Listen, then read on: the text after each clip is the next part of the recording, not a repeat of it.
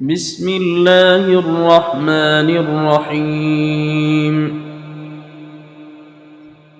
والشمس وضحاها والقمر إذا تلاها والنهار إذا جلاها والليل إذا يغشاها والسماء وما بناها والأرض وما طحاها ونفس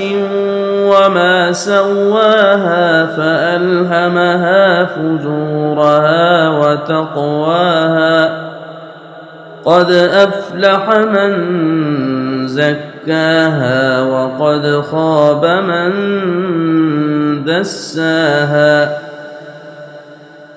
كذبت ثمود بطغواها إذ